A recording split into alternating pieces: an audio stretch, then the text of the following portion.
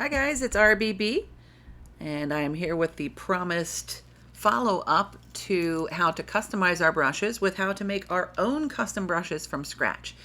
Now, I almost didn't get a chance to make this video because I've been playing with making brushes for so long that I almost forgot to make a video. Okay, so this is a lot of fun and it's very exciting. If you have not already watched the video on how to customize brushes in Photoshop, part one, the easy part, I would recommend going back and checking that out just to sort of see the basis of the details we're talking about in working with the brush and how to customize it. But in a super short recap, in case it's been a while since you watched it, when we have our brush tool, in addition to, of course, changing the size and orientation and opacity and color and all those things that we know, we looked the other day at how to open up the brush presets for existing brushes and change things like the brush tip shape and shape dynamics and my favorite color dynamics and what was scattering and all that good stuff. Okay, so if you're already familiar with all of that, then hang out. If not, go back and watch that other video and come back. We'll wait. Okay, you guys back? Okay, good. All right, so this is so much fun. I really, sometimes when I can't think of anything creative to do, I will just sit down at Photoshop and make brushes all day long. So we're going to jump right in and do something together. So I would open up a new, just a new document, doesn't matter what category here, you could do print or anything, but I would do 500 by 500 pixels. Okay, so make sure that if you're typing it in yourself that you're not still in inches, or that would be really gigantic.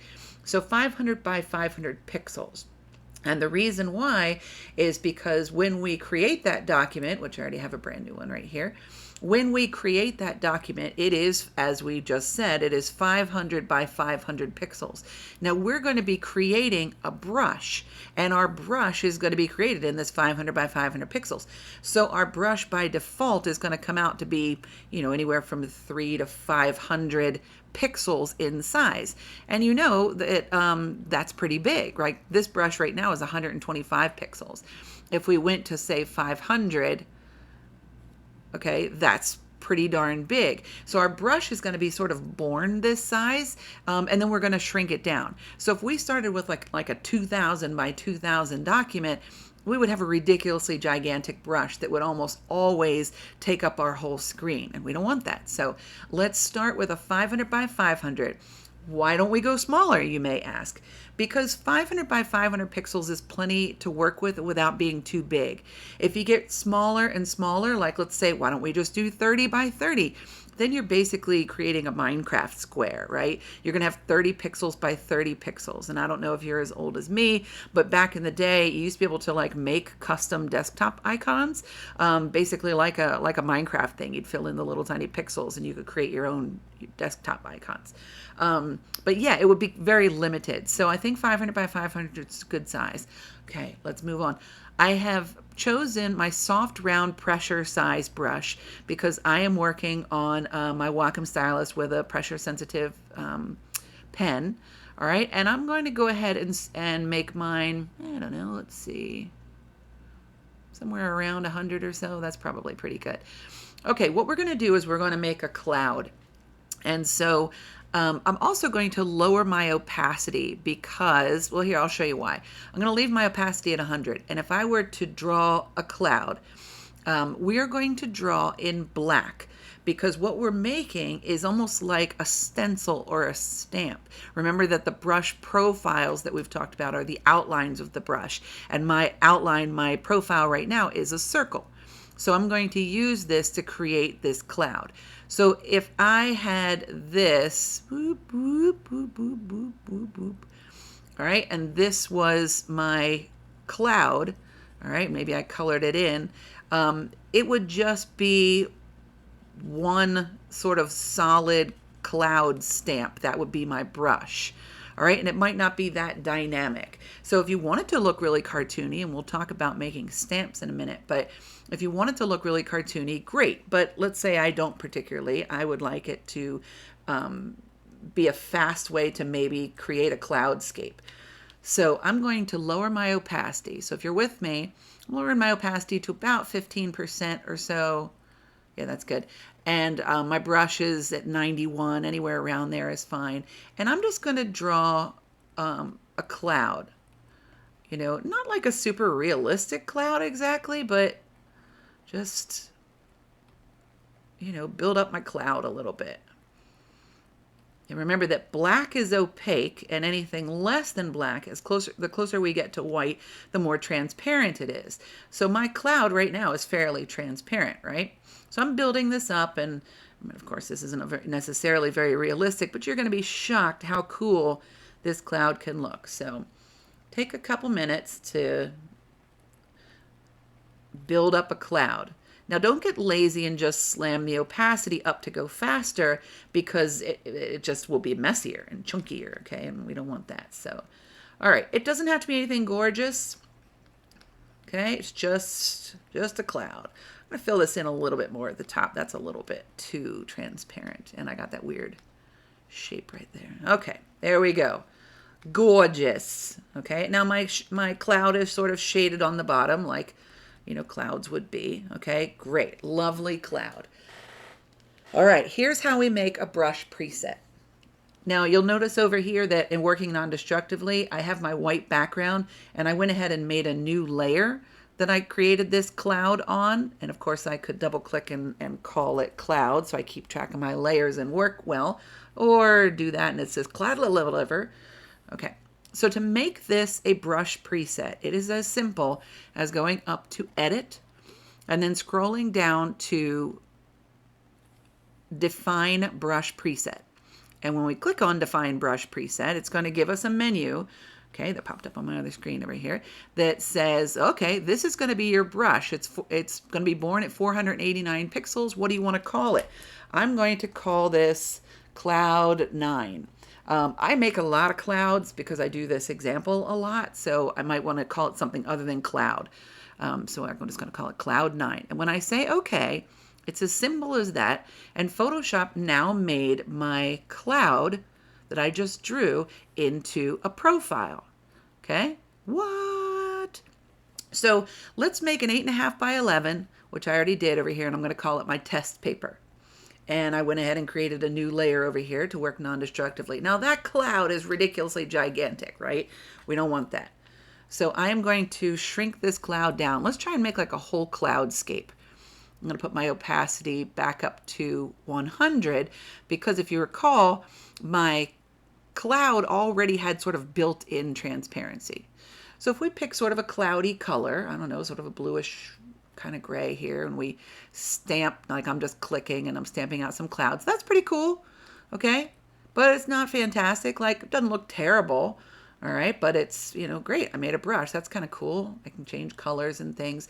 But if you recall what we learned the other day, let's get into our brush presets over here and see what we can do with this simple, cartoony brush. So if we click on our brush presets, which you can click here, or remember F5 usually brings up the brush settings. Let's go up here to the top, and with our brush tip shape, okay, we can increase the spacing if we want to. So it just drops a cloud, a cloud, a cloud, a cloud, instead of trying to make a line of clouds. Okay, and then we'll call that good. In shape dynamics, now I'm going to let the size jitter a little bit so that my clouds are not all the same size.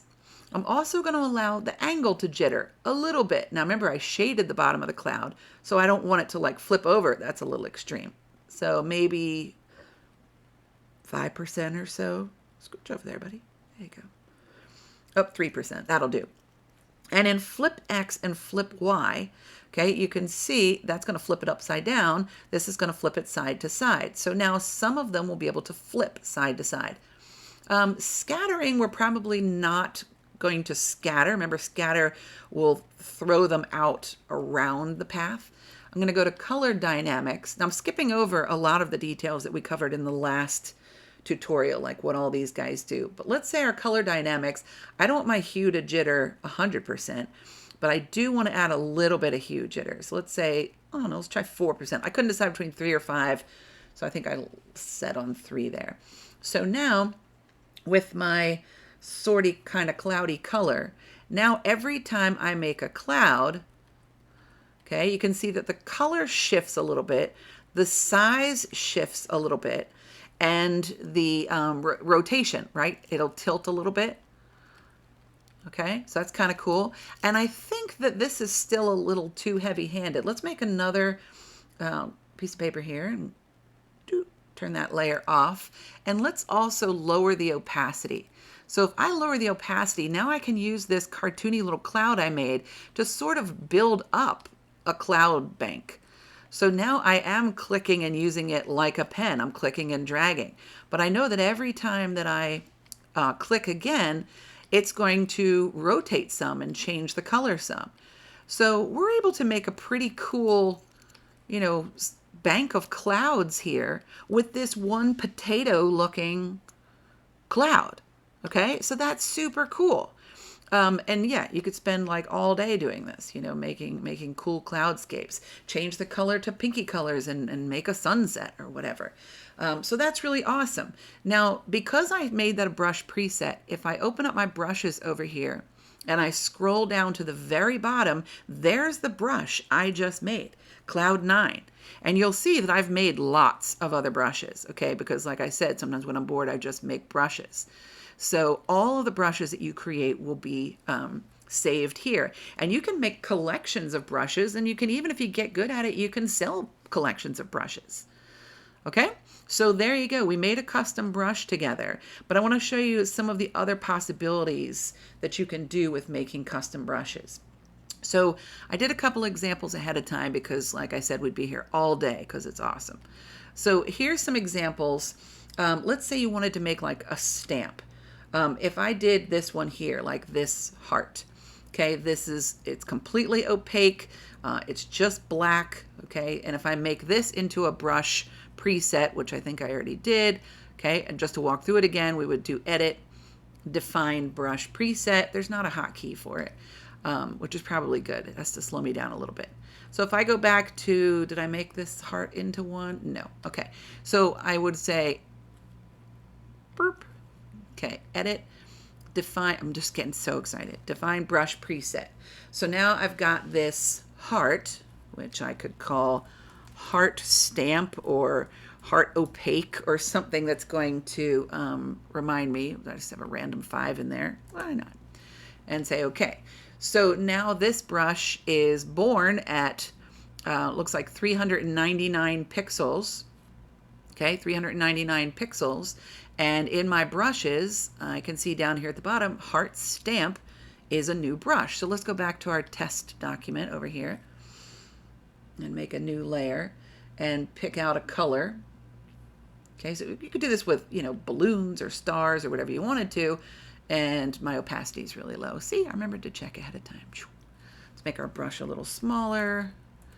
Boop, boop, boop, boop. Okay, now this is just making like a stamp. You could sign letters with it. We could, of course, go into our brush presets and change the color dynamics and maybe make it angle a little bit, but we could do anything we wanted to with this stamp. Now, if I click and drag, it's going to draw a line, because remember that a line is just pooping out little instances of this heart. Okay, so that doesn't look too cool, but there you go. Okay, so that is like kind of making a stamp.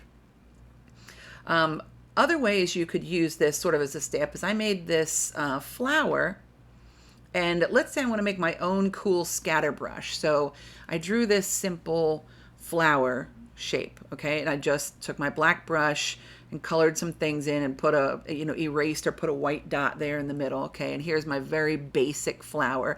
You could put way more detail, you could put a little detail, you could have some transparency, whatever. This is just an example. I think I did save this one. Yeah, base flower. So this flower is born at 389 pixels. Again, let's go back to our test image here. Make a new layer. Turn off that ugly thing. And in this case, I know that I want to have some color dynamics because right now it's just going to just poop out this big giant red flower. And that's not necessarily what I want. Maybe it is, but let's play with this. Let's go to brush tip shape and let's change the spacing so we don't have to keep clicking. If we trace, I mean, if we drag out a line now, remember, it's going to drop instances a little further apart. Okay, we can even increase that spacing a little more so they're not touching like pearls there.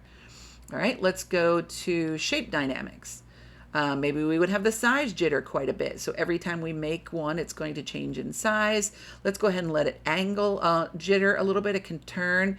And we could even do flip X and flip Y. So quite randomly, it's going to flip. Every time we make it, it's going to change size. It's going to rotate. So this one simple flower looks like many flowers. This is obviously the same, same one.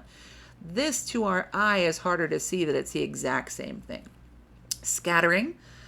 We love scattering, right? Stay with me, kids. Okay, we could scatter that quite a bit.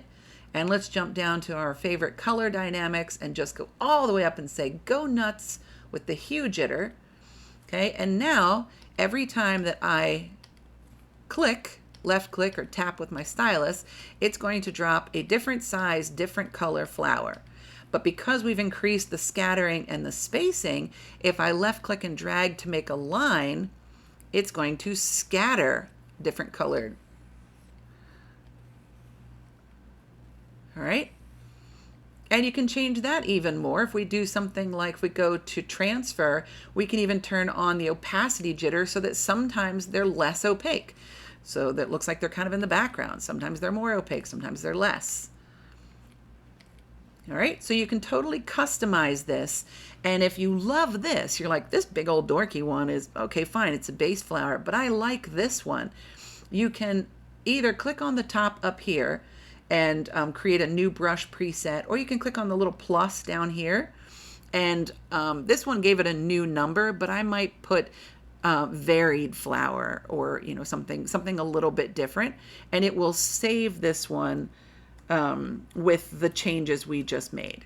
So this varied flower is now different than the base flower. Okay, we have our base flower and now we have our varied flower. Whee! All right, awesome. Let's look at some other things that you can do with this. Okay, so I'm gonna turn that one off. You could sign your name. Let's say you do digital artwork and you don't want to sign your name, or you have a very specific signature that that looks good in the real world, but it doesn't necessarily duplicate digitally very well. Okay, if you sign your name, like I signed Ruffle Boom Boom, okay, if I want to make that into a brush, anything can be made into a brush. I can come here to edit, define brush preset, call it RBB, okay, and now my signature is a brush. So if I come over to our test paper again, and oh, I'm totally signing that bad boy. I'm going to sign it in black. Look how gigantic it is. Let's shrink it down a little bit. Boom! All right, and I can sign my artwork. Okay, so if you have a digital signature and I want it to look the same every time on all of my artwork, I can just make my name, my signature, into a brush. Now, don't use this, kids, to fake your mom's name, okay? Because it's going to be terribly suspicious when your mom writes exactly the same every single time. All right, let's see if we got any more examples over here. See, this is so exciting. I could just do this all day. Another option would be if you wanted to do a watermark. So if you had some sort of pattern or some sort of watermark that on your photography or your drawings or whatever you wanted to put a watermark, we could do something like this. Now, anytime an artist creates something, it is automatically copyrighted. It belongs to the creator that made it. So you don't ever have to put this C on there to tell people it's copyrighted. It's automatically copyrighted. But if it makes you feel better and I want this to be my watermark, okay, same, go up to edit, define brush preset. Maybe I'll call this watermark. You know, if I spelled anything right, it'd be a dead giveaway that I didn't do it. Okay, now I don't want anybody to steal this fabulous artwork. So I'm going to make this a big brush. I'm going to lower the opacity down pretty low. Okay, maybe pick a certain color, like I don't know, it's already a pretty low opacity. And I can stamp a watermark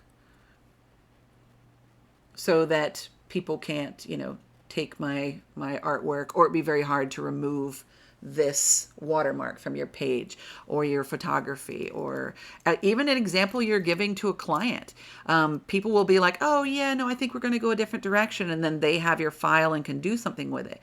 But if you stamp, people are totally unscrupulous online. You could totally stamp a watermark on it, which would make it much more difficult to steal and abscond with your work. All right, is that all I got here? Yeah, it looks like it. So a couple other examples. And this one, oh my gosh, this is so fun. Let's say that in general, I just like to draw digitally. So I'm going to go back to my test document here and give myself a new clean sheet of paper. And I know it's a document, not a sheet of paper. And I'm going to just draw something. I'm going to go to this here, pressure size here. And whoo, that's a big brush. And let's say I draw something, I don't know, like something little brush. And I draw something small, like I draw an apple. Whoa. Okay. And I draw this mutant apple. Okay, lovely. Okay. And I can, of course, shade it in. And if this was, if I was using a pen or something, I'd probably cross hatch and all that kind of stuff. I can create a brush that will do that for me. So that's what I did here, was I created a crosshatch layer, okay, that looks like this. No big deal. It's like, I don't know, maybe 15 little lines, whoosh, whoosh, whoosh, whoosh, whoosh, whoosh. Now mine's pressure sensitive, so they taper off, but it doesn't have to. You could even get away with doing this with your mouse. So there you go. I've got a couple of relatively parallel lines, okay, for cross hatching. I can save this, which I did. Okay, so edit, all that good brush presets. But then what I did was I took this cross hatching basics and I changed it, go down to the bottom where all my save stuff is. All right, and I called this crosshatch, okay? And what I did was I went into the presets and I changed the shape dynamics, and I let the shape dynamics, I let it, the angle jitter, okay? I changed the scatter and I changed the spacing. So now this brush behaves like this. My opacity is really low again. Okay, but that's great. Maybe I just want to build it up. Okay, but now with those couple of crummy little lines, I've made a cross-hatching brush. And I can let it be pressure sensitive. I can change all that, so I'll have smaller marks in some places and bolder marks in other places, but pretty cool. Let's say you like stippling. Who doesn't, right? Okay, if you like stippling, I did the same thing. I just created a layer that had a gazillion little dots. And I even did this with brush presets. I just took a round brush and I went in here and increased the size jitter a bunch and the spacing, and I just sort of scribbled all over the place, dropped out all these completely sort of random dots. And now this one, again, is sort of set up as a stippling brush. Okay, there was my stippling brush and then my stippling brush that I altered a bit. And now, like, this is a little clumpy still. See, it's a little repetitive in its boop, boop, boop, boop, boop, boop, boop. So maybe under brush tip shape, I might increase this spacing a little bit. Let's see if that's any better. Oh yeah, that's better. So now I can fill things in, and stipple them, do some pointillism. You can do different colors, doesn't have to be black, right? Oh, I don't know why I went right to blue for my apple, right? All right, I can stipple and do some pointillism.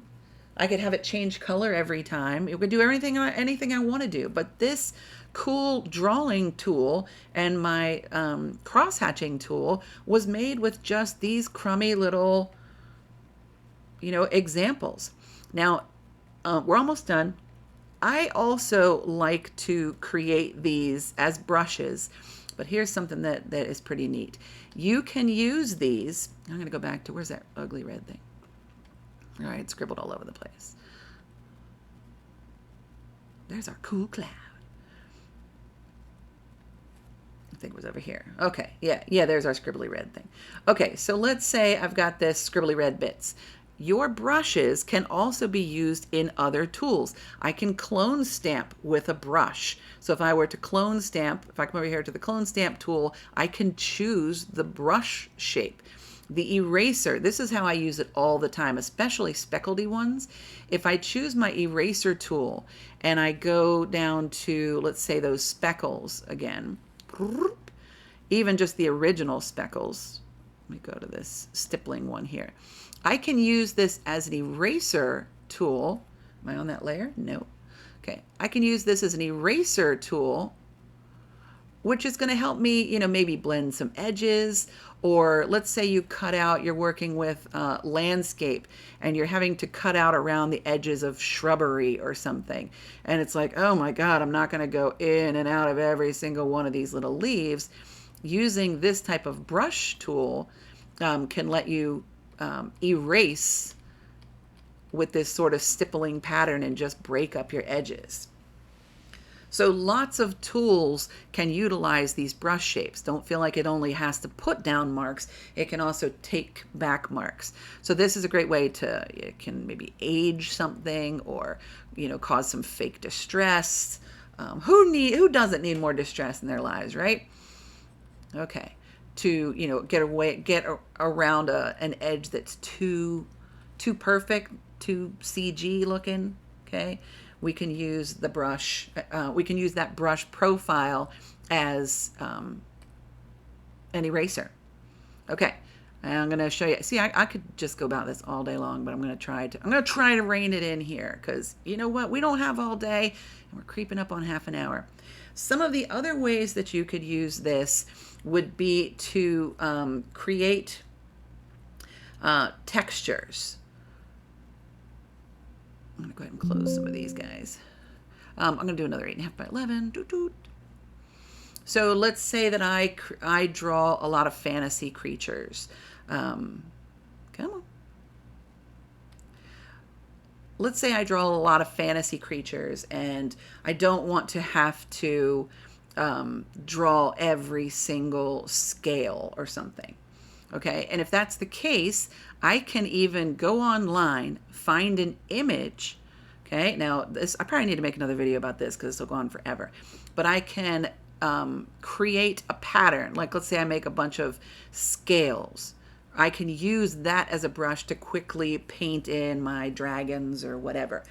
If it's not realistic enough, you can go online and find amazing textures, things like elephant skin and stuff like that. Bring the photo into Photoshop, turn it into black and white, save it as a brush preset. What? Yeah, we'll probably do a different video on that because that'll take a while. But I have a couple of them here that I've done as examples. Oh, there's one here called lizard skin somewhere. Okay, here's lizard skin. So this, whoo-lee, that's a little bit gigantic, but I brought in a giant picture. All right, and come on, brush, get smaller.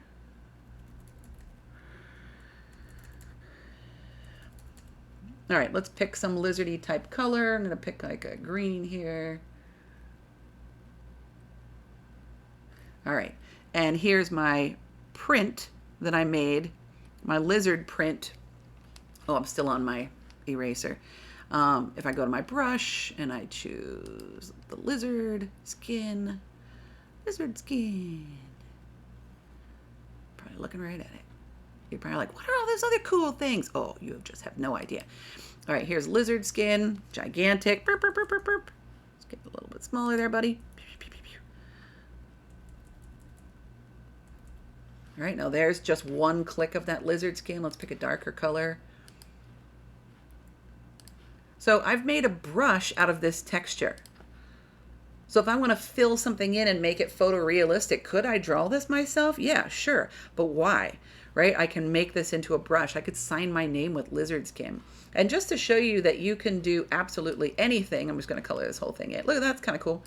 All right, just to show you can do absolutely anything, the example that I like to show my students is I went online and I found a picture of Jack Nicholson, here's Johnny.